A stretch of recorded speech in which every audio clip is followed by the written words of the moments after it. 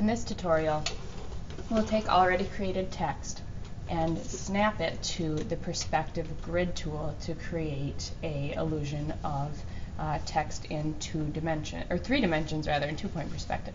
So I'm starting with just a series of texts that I have. These are nothing special in particular. You can use whatever you'd like.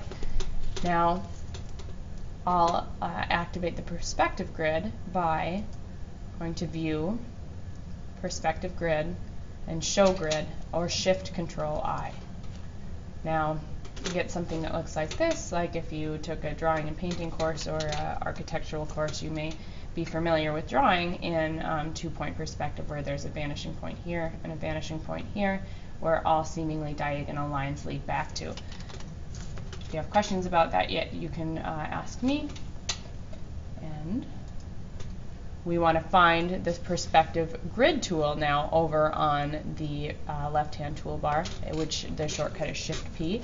I'll click that, and then you'll see some nodes pop up here, or some points of manipulation.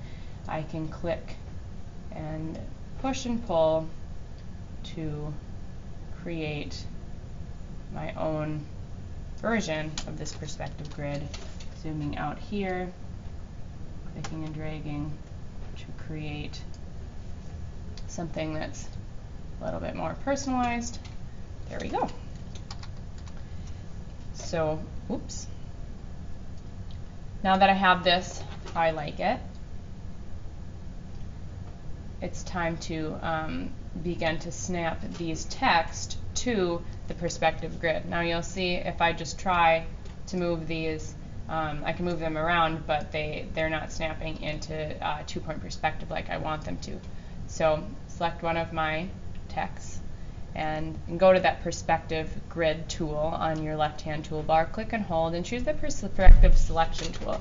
If you don't want to keep going back to this, just holding down Shift while pressing V will get you there too. Now I'm able to manipulate by clicking the different sides of my grid up here. So let's say I want to snap this text to the left-hand side. I would need to click this so that the, or right-hand side rather, the right-hand side is activated, and I'll click and then drag this, and you can see that now my text will appear in two-point perspective. I can still, with my Move tool, shift and hold, making this larger or smaller. You can use your Perspective Selection tool to do that a little bit better. And I can also, there we go, make this shorter, longer. I can grab some of these and then bring them down here as well.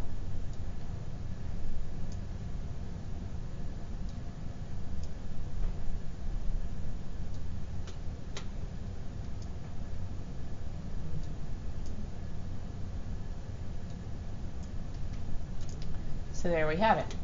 If I want to move over to the left-hand side with my Perspective Move tool selected, I can click, or hitting Shift-V, and click this down here. You can always make more texts. Use your Move tool to resize it.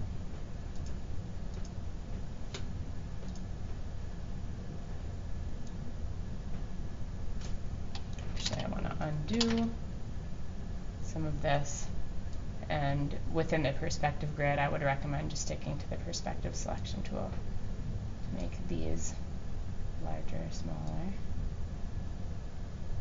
Alright, now if I want to see what this looks like without the grid lines, you can go to View, Perspective Grid, and then hide grid. It's the same shortcut, Shift Control I, as we had before, and now I have text going in a believable two-point perspective, so moving towards a vanishing point to my left and then a vanishing point off to my right.